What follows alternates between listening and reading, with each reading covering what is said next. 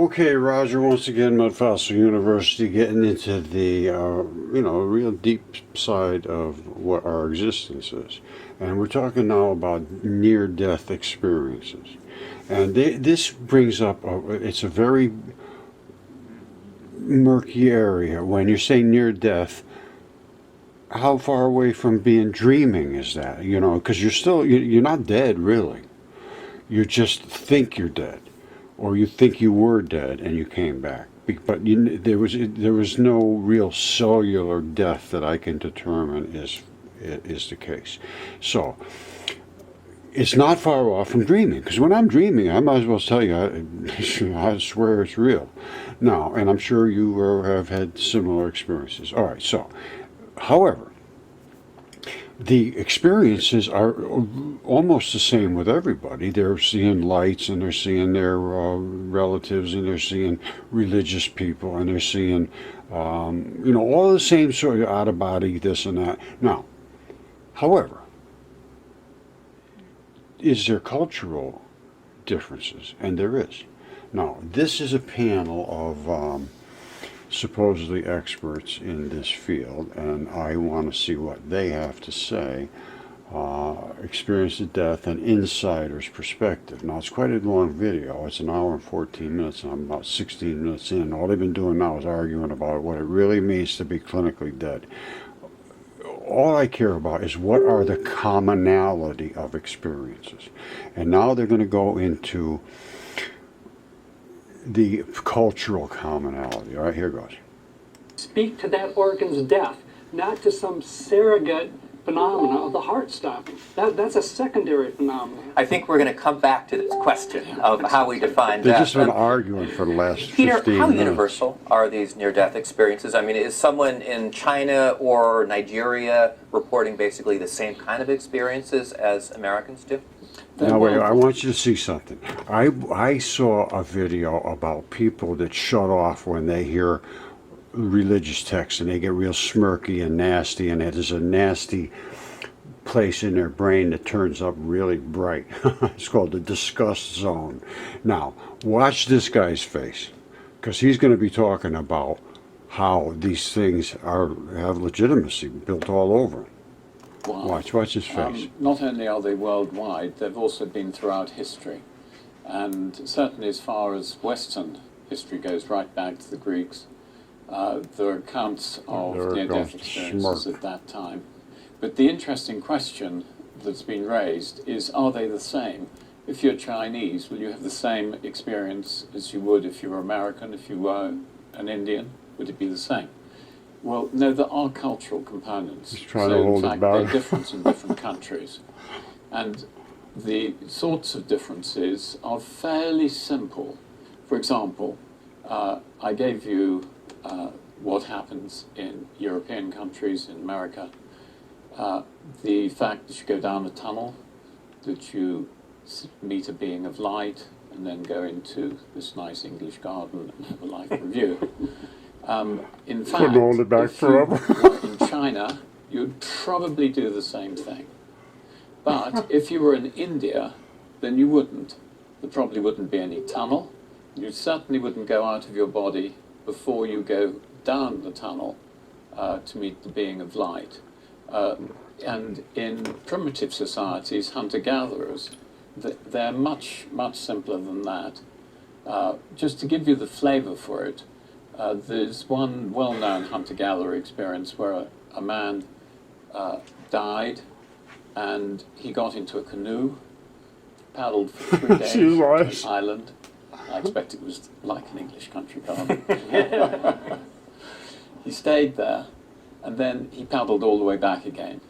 Now, that has the same sort of flavor as the near-death experience as we do today in Europe and America. So there are definite differences. Well, why would certain cultures see the tunnel, the white light, and other cultures not? I don't think it's really known. We can talk about the Indian experience because that's been studied much more. In India, they believe in the god of death, and he has messengers called Yamdoots. And he sends his Yamdoots out to take the person and bring them back So when you die, you're picked up by a Yamdut, and you go back to where the god is, and he looks in the book and sees exactly what you've done. Now, what Ian Stevenson, who studied them, said is quite often the guard who's reading the book says, "Hey, you brought me the wrong person. Take him back immediately. I didn't want that Patel, I wanted one of the other Patels." That's hilarious. Oh, man. Now,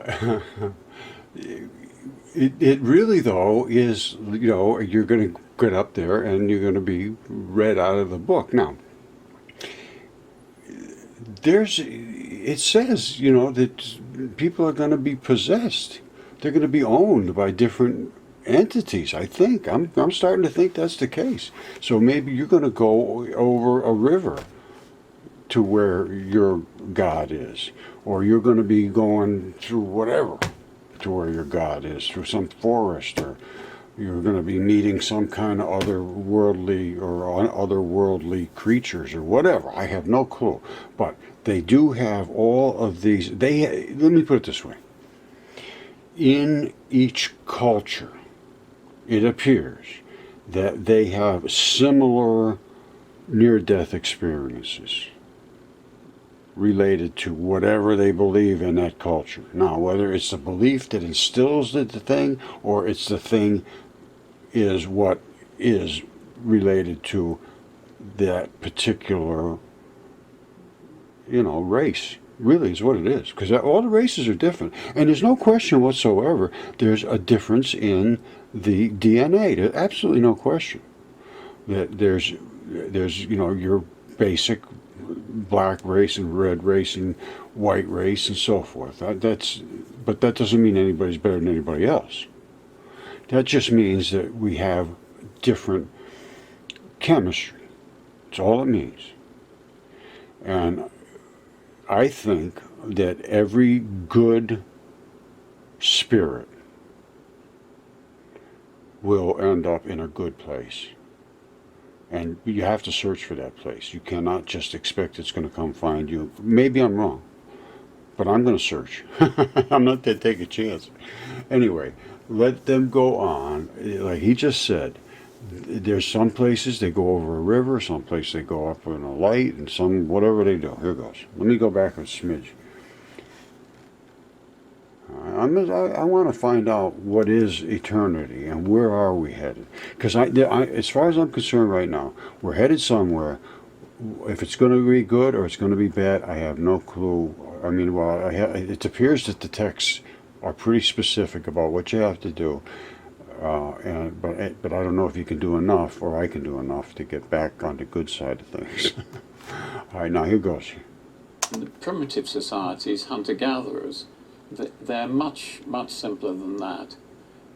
Just to give you the flavor for it, there's one well-known hunter-gatherer experience where a man died, and he got into a canoe, paddled for 3 days to an island.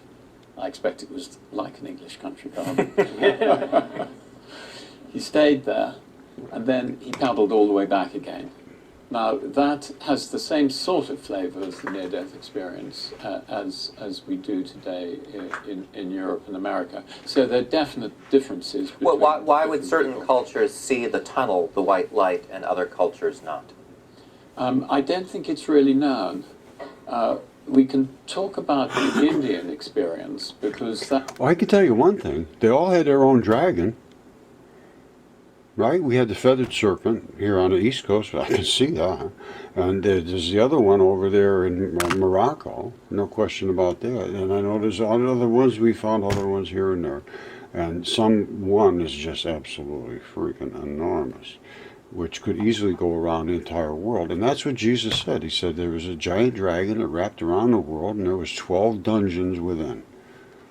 So this guy here laughs at everything, but this guy here seems to, he at least he's been looking. This guy here, I guarantee you, his mind is so shut off. That's been studied much more. In India, they believe in the god of death, and he has messengers called Yamduts. And he sends his Yamduts out to take the person and bring them back. So when you die, you're picked up by a Yandu, and you go back to where the god is, and he looks in the book and sees exactly what you've done. Now, what Ian Stevenson, who studied them, said is quite often the guard who's reading the book says, "Hey, you brought me the wrong person. Take him back immediately. I didn't want that Patel, I wanted one of the other Patels."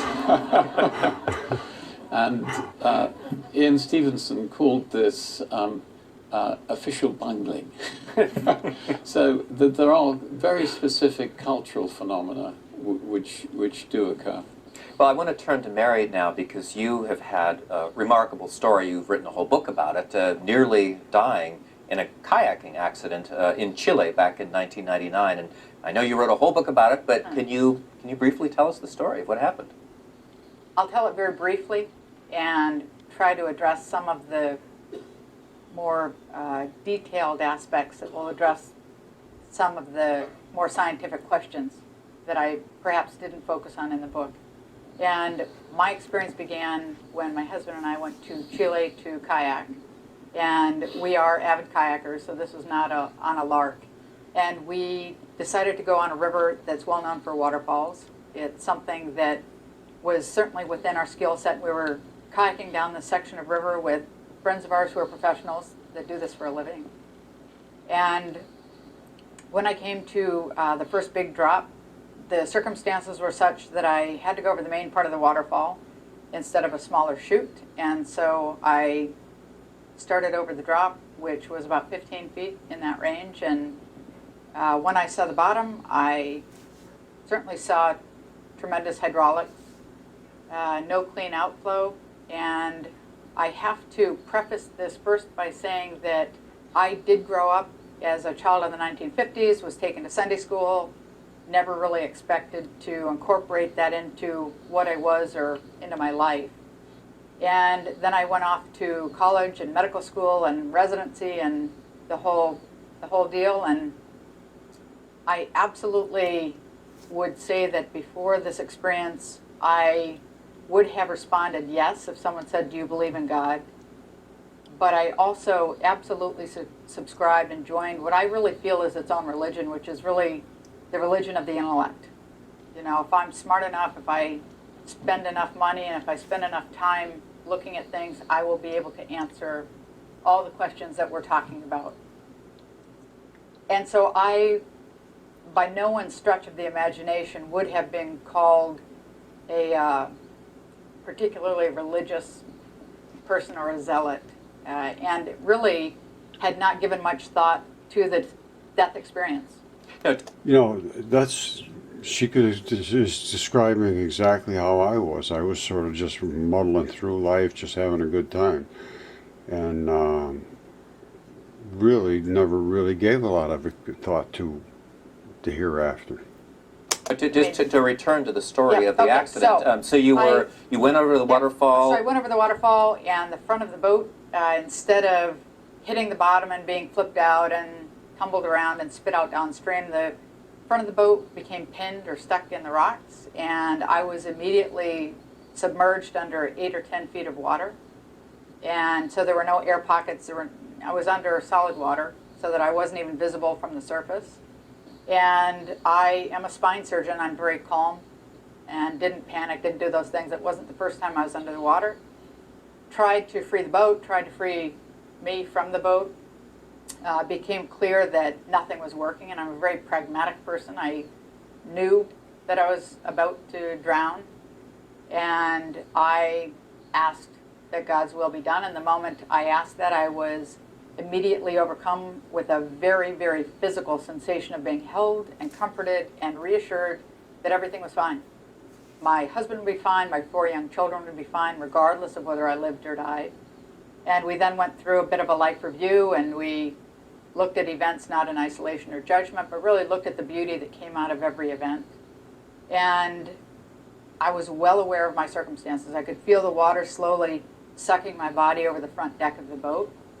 And I could feel my knees bending back on themselves and bones breaking and ligaments tearing. And at this point, I've been asked many times, well, did you feel yourself become unconscious? And I would say that I had been conscious and then more conscious. And I was still me. I was still my same somewhat cynical, analytical self. And my thought balloon off to the side was experiencing this and thinking, this is strange. And I thought about, okay, I know how long I've been underwater. How long were you underwater? Well, from the time that the people I was boating with identified where underwater I probably was to the time they initiated CPR was 15 minutes on the clock. And they would absolutely say that leading up to that point was another 15 minutes. So they are very clear that they believe I was underwater without oxygen for 30 minutes. I tend to focus on the 15 minutes because that is the shortest, absolutely objective measure of time. But I felt my body coming out of the boat. I felt my spirit peeling away from my body, and I could feel then my spirit rise up and out of the river. And I was immediately greeted by a group of somethings, people, spirits, beings. They were people that I absolutely knew on a very core level, had known me and loved me as long as I had existed. I knew them, I loved them, and we were all overjoyed. And I was very surprised with this whole process. I didn't have any preconceptions. And there was a shift in time, dimension, not quite sure what the words were, so that they could take me down this incredibly beautiful pathway toward this great dome structure of sorts that I knew was essentially the point of no return. I knew it was heaven, whatever word you want to put on it, and I could hardly wait. At the same time, I could look back at the scene at the river, and what had happened is my body came out of the boat, went downstream underwater, and actually bumped into one of the guys downstream. They pulled me out, started CPR, and I could see them do CPR. One guy was never able to divorce himself from the fact that it was me, his friend, kept calling to me to come back and take a breath. And I eventually would say, okay, and I'd interrupt our progress. I'd go back down this path, lie down, take a breath, and then rejoin these people, these spirits. I eventually did make it to this threshold, although he kept calling me back again and again and again. It was really very irritating. I did. So you didn't want to come back? Well, I hate to say it because my daughter is here, but one of the remarkable things, and really one of the things that was a great surprise to me, was an absolute sense of being home and an absolute sense of looking at my body, recognizing that that was my body, and that represented my life here. It represented my children. It represented my husband. And I had a great life. I had a husband that loved me. I loved my children more than I could ever imagine loving something on earth. I was not trying to escape something. I had everything to come back for, yet I had absolutely no intention of coming back, no desire whatsoever. Part of which is I had been reassured. It wasn't just, that's actually why I didn't tell my story for many years. I never wanted my children to know that I hadn't wanted to come back. I didn't want them to feel that they hadn't been enough of a reason. I'm sure we'll come back to some of the details of your story, but just to back up for a moment, you said that you were brought up as a Christian. Maybe you didn't have that strong a faith before, that certainly you have since. Do you think your background as a Christian, as a person of faith, shaped the nature of this experience? I do, to a degree. I absolutely believe that there is one God, and that is the God of all of us, and I believe that God speaks to us in the way we will understand. And I believe that we are greeted by God's most gentle messengers, and that is different for each of us. So, I mean, so for me, for example, when I think about my experience, what speaks to me and makes me feel wonderful is color and flowers and aromas. And that's what I experienced.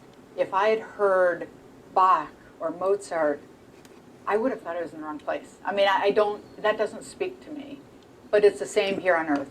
The mountains speak to me, the desert speaks to other people. And so I do think that culturally, our initial experience is influenced by what we are.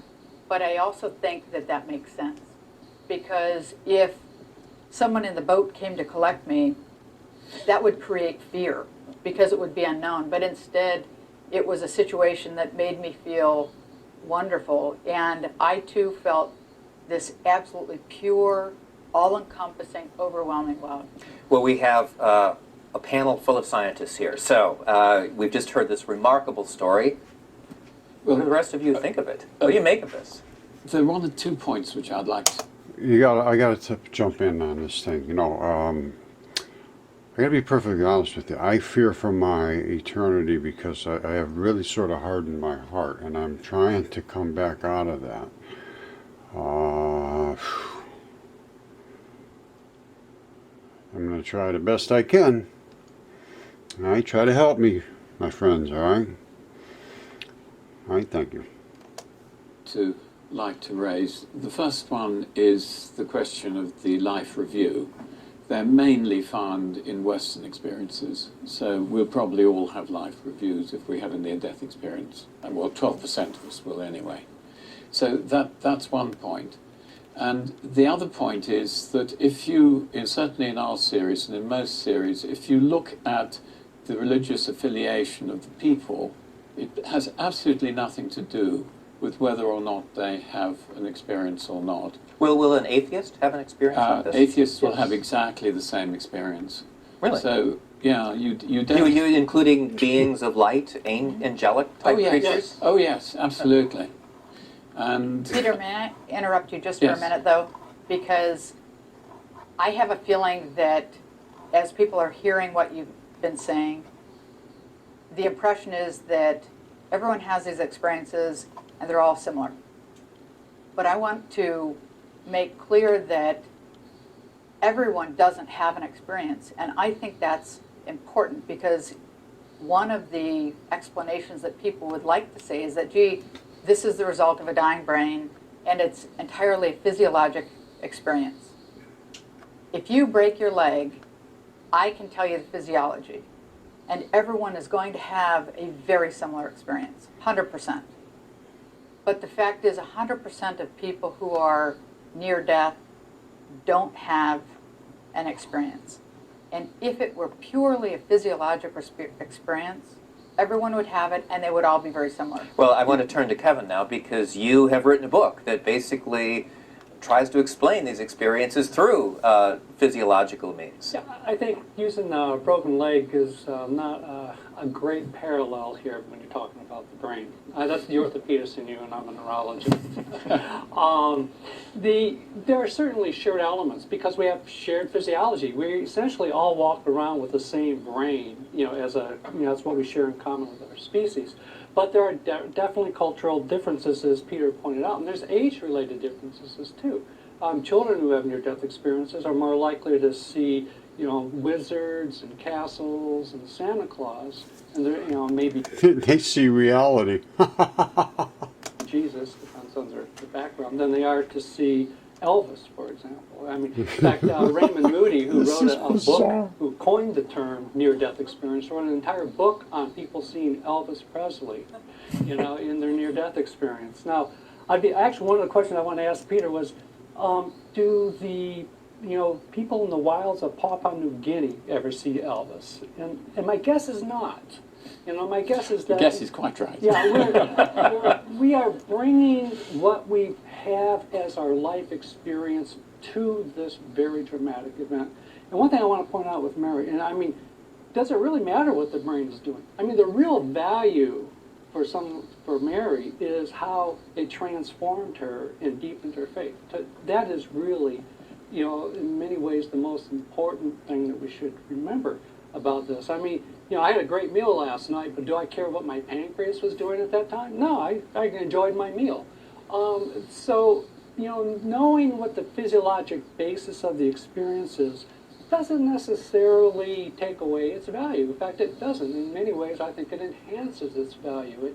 As a famous physicist once said, it doesn't hurt to know the mystery, to know a little bit about the mystery. I want to come back to this question of how much our prior beliefs shape the experience. Now, you said that atheists have these experiences. Indeed they do. Why? I mean, presumably they don't believe in angelic beings. No, they don't believe in angelic beings. We have two atheists in our series. The first one, and this, if you were listening to Mary, she was very careful about what she was saying. She was talking about the interpretation of the experience as she saw it. Well, if you were an atheist, you would interpret the experience as you see it. And our first atheist refused any sort of being in the experience. What they did was they dissolved into pure energy, and they floated through a blue environment with pure energy. They came to the light, and they had the same experience of the overwhelming feelings of love, and then the experience ended. So it was not populated in quite the same way as Mary's experience was. The other one was very similar, but this time there were more people who they met, and they met dead relatives, which is very common in near-death experiences. So the fact that you don't believe anything is going to happen doesn't stop it happening. I want to talk about another experience that often goes along with these near-death experiences, what are often called out-of-body experiences. Now, Mary, it sounds like you had one. I mean, basically where you're having this trauma, you have this sense of your spirit separating and often coming back and watching what's going on. And we've heard these stories of people who they say after they are revived that they could overhear the conversation in the operating room and report details. Sam, what do you make of those stories?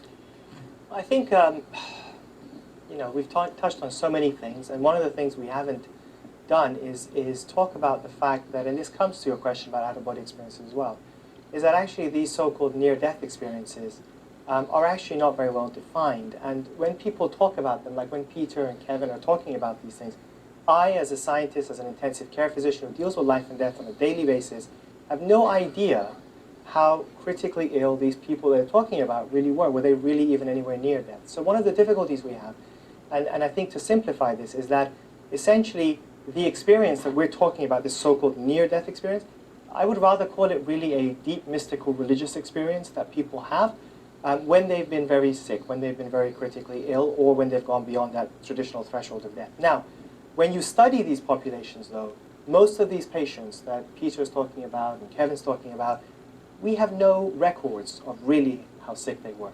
And so often, the reason why there's a lot of debate between scientists is that people are lumping a lot of different experiences under the same umbrella term. For instance, a person in my intensive care unit who's critically ill from meningitis or from massive bleeding, hemorrhage, or from massive stroke, and who are about to die, have very different physiological processes. And therefore, mixing everything creates confusion. So now when you go to out-of-body experiences, we have the same issue, that certain people, such as Mary, who had a cardiac arrest, who traditionally went beyond the threshold of what people describe as death, and could see things going on. So she had what I call visual awareness. She could see what was happening, and she could perhaps hear conversations.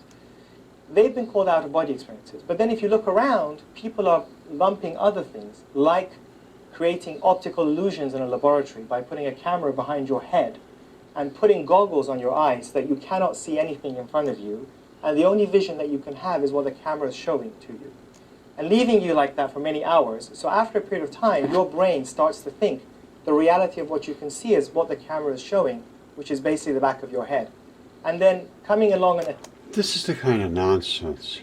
The people are having similar situations happen to them when they're in a similar death experience, very, very near to dying. Now, I don't care about all this putting lights behind your head. You know, that's it. They always want to obscure things instead of taking it head on and saying, give me all the details. I want to know, did you feel like you were hot? Did you feel like you're cold? Were you standing on a hard surface? You know, what do the doorways look like? What are windows? Do you see any pets? I want to know every single detail. And instead, we go off with this. They 36 minutes. They haven't said a word other than, the girl was okay. Here goes. Attacking you with a hammer, or attacking the camera with a hammer, and you startling, getting scared, thinking you're about to be attacked, and labeling that an out-of-body experience. So that is not the traditional definition of what people describe.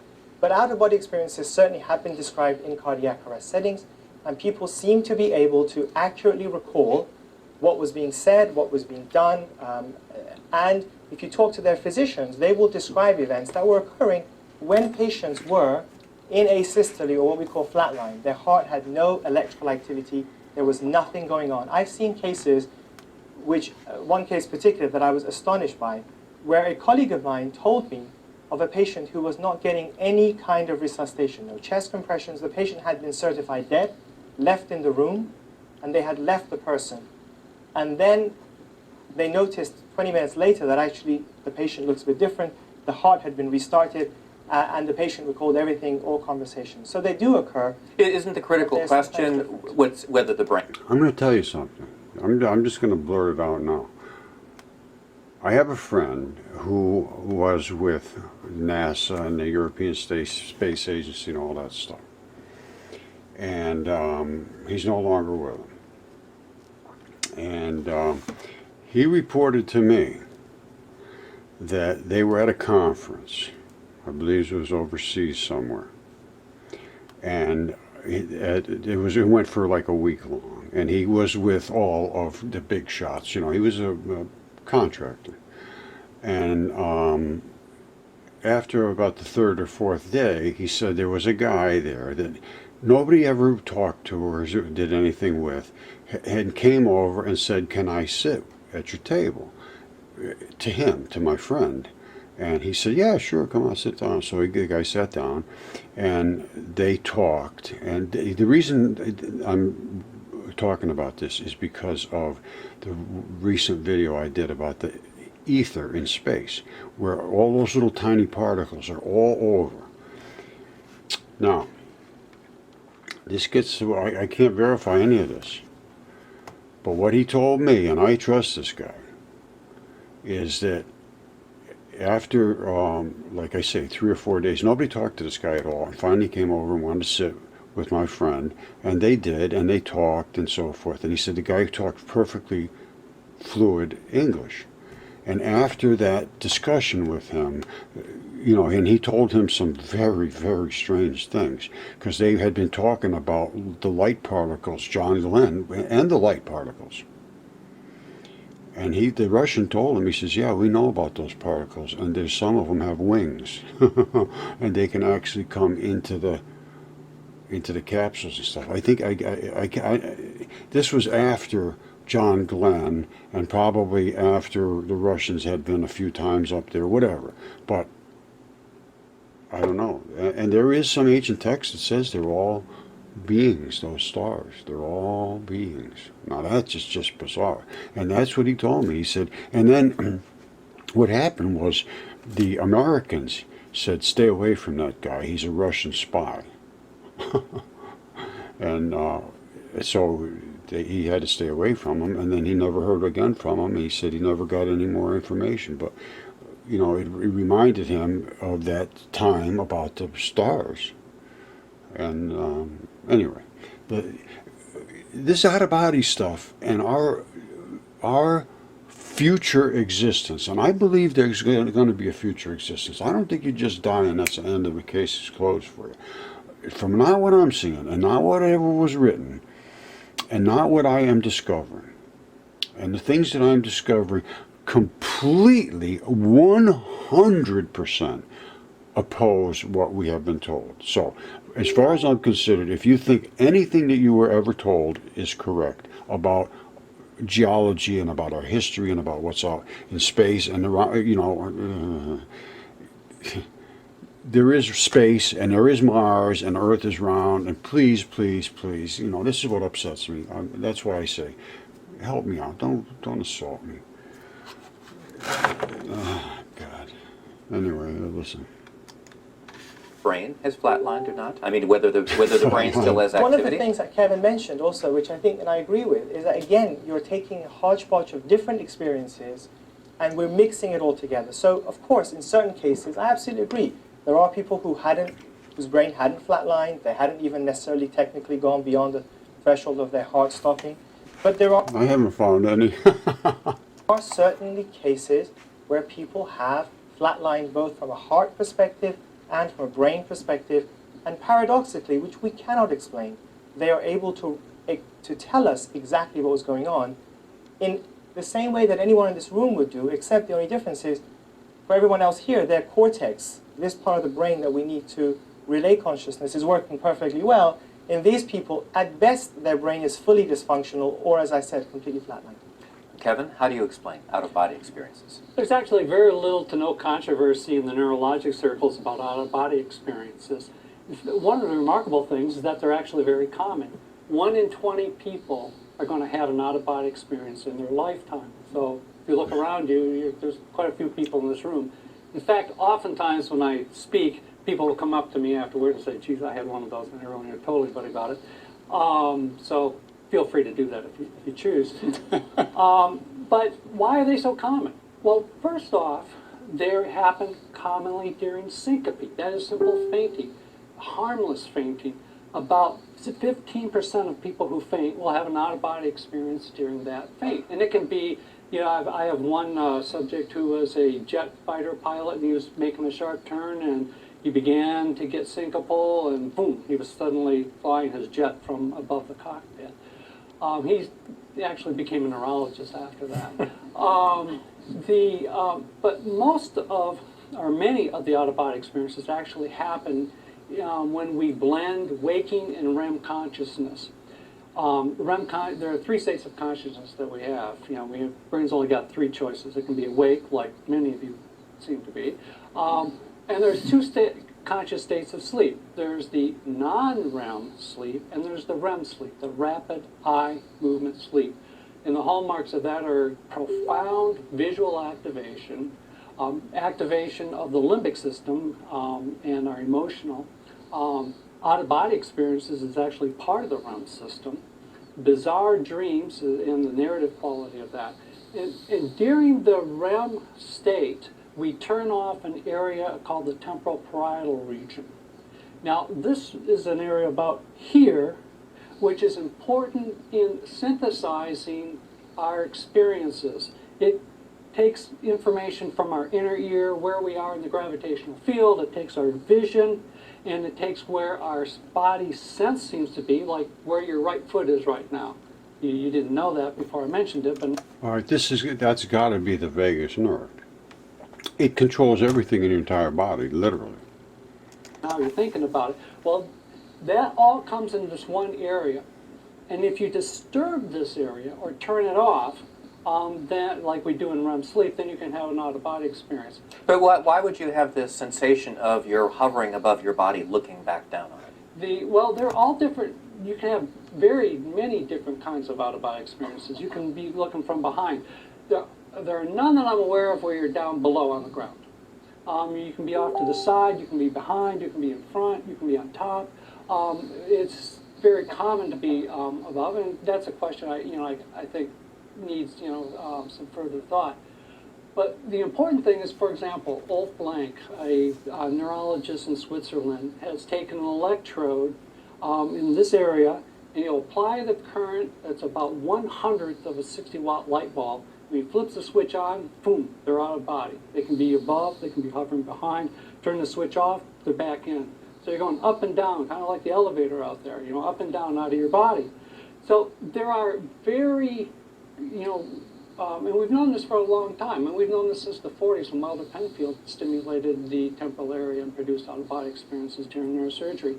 So we know that these can be done under very non-spiritual and threatening context. In fact, when we looked at our 55 people who've had a near-death experience and looked at their out-of-body experience, they were as likely to have an out-of-body experience during REM intrusion, that is when REM and waking consciousness were blending, as they were to have it during the near-death experience itself. Okay, Peter, do you accept this explanation of out-of-body experiences? Not much. And there's certain things I don't like about it, and there's certain things which I'll go along with. First of all, they are very common, as you say, no doubt about that. And also, ordinary people will have out-of-body experiences. Those, to me, aren't terribly interesting. What are interesting to me are the out-of-body experiences that you have during a cardiac arrest. Because remember I said that you have to know what the brain state was, And in cardiac arrests, on the whole, we do know what the brain state is, particularly if they are in people who are in a medical facility of some sort. Now, there are a lot of accounts of these, and one would normally think, okay, the person comes out of their body and then goes down the tunnel or something. It's not quite like that. They come out of their body and they perceive what is going on around them. Now, this is very important if your brain is not functioning, or certainly as far as one can get to it from the medical data, it's not functioning. But that's the first thing which is interesting. The second thing is they can get veridical or true information of the environment around them. Now, if that is true, then it suggests that mind and brain can separate. So that's the first point. And so you have to look at these ones very carefully, because there is nothing in our current science which suggests that mind and brain can separate, because our science says that mind is created by the brain. So you need to look at these experiences. So the first thing is, can they get true information? The next thing about the experiences is that they don't only get information from where they are in the OR room. They get it also by going through walls and hearing conversations from other people. And if you look at the accounts, then you will see that the people whose conversations they heard when they were unconscious, apparently, were in different rooms, and there was no way that they could hear it. Now, that's the data. Now you have to interpret it. Well, there have been one or two attempts to do this. One of the things that people, when they come out of their body, say is that if there is an object here, you can see its top and its sides. That's all right, but you can see its bottom at the same time. Now, that's not okay. And if you are out of your body, you shouldn't be able to go through a wall, because none of us can. So that's not okay either. So what are... Well, if you are literally electrons, electrons are heat. All right, and they're also light, but there can also be heat, and just the electrons move into substances and can flow right through it. Absolutely, that can possibly happen. You know, if we are, well, we are nothing more than electrons. 100% everything is electrons. So we know, well, I know that 100% of us are 100% electrons. And electrons are the smallest particles, and they make up the nucleuses of atoms. It's electron flood theory, and even the nucleus of a hydrogen helium has 7,350 electrons. So there's a lot that has changed from their assumptions. Let's just call it that way. Here goes. Are these people really saying? And there are one or two people who are suggesting that maybe they're in a five-dimensional reality. In other words, it's an extra dimension. That will allow you to see tops and bottoms of things, and will allow you to go through walls.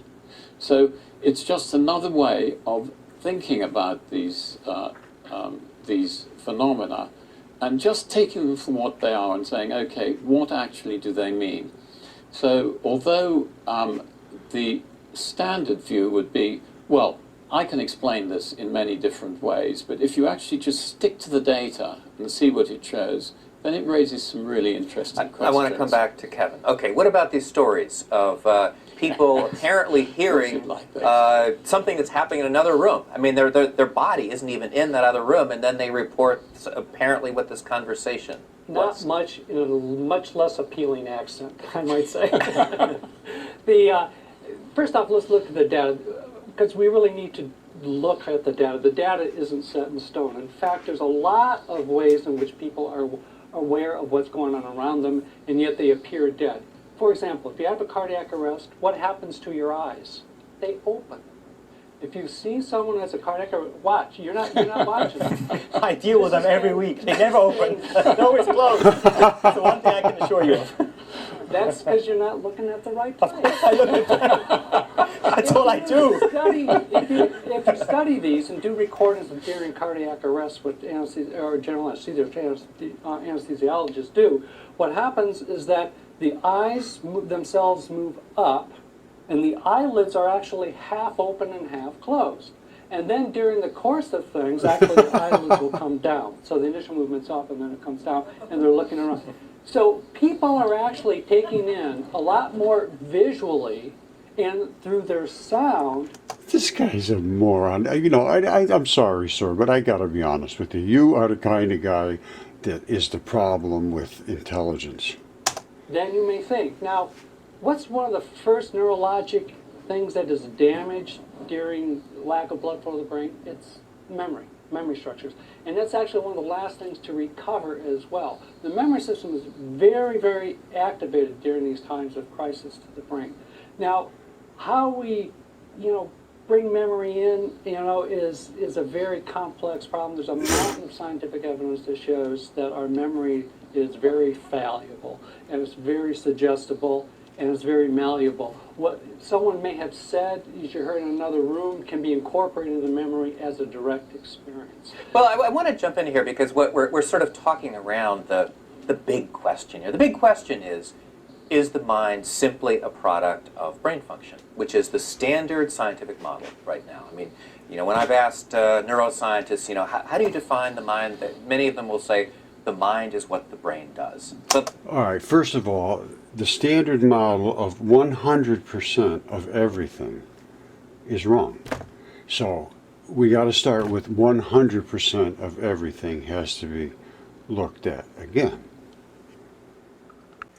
Okay, and everything does have to be looked at again with a completely new attitude and a new idea of these ancient stories were true. Now, I am looking at the physical evidence. I'm kind of a physical, materialistic sort of guy. If I can back things up materialistic, physically, with some kind of what I would consider science, because I'm not against science. I'm 100% science. But so is God. So is God. He's the top scientist. And they even write this in the Quran and things like that. They talk about about God as being a scientist. I mean, I don't know if it's in the Christian text or not, but I'm going to tell you right now, you got to be a pretty good scientist to have developed what we see is as a reality when you are allowed to observe reality, and we are not allowed to observe reality. Now, how has that happened? And it's the professors and it's the academics that have forced us to disavow God and go against reality. And I'm telling you, in 100% of the areas, you can't talk about mud fossils, you can't talk about giants, you can't talk about dragons, you can't talk about God, you can't talk about the ancient texts, other than making fun of them. So I don't want to go much longer with this. I was advised not to go too long. People will never watch, and that's probably true. So I am going to be making a series of videos about this, afterlife experiences, because I think there is something's going to happen to you after you die. It appears that everybody says something's going on, and it says all that stuff in the ancient texts, and I believe the ancient texts now way more than I believe anybody that is talking from academia now, anybody at all, because not a single one of them is right. Not one single one, zero of your professors, 100% of them are wrong about what they are telling you. 100% of them are telling you things that are wrong. 100% of your professors are incorrect and forcing you to say what they say in order to validate you so you can get a job. 100% are wrong. They have no idea of what they are saying, and they are forcing you to accept their 100% incorrect understanding of everything.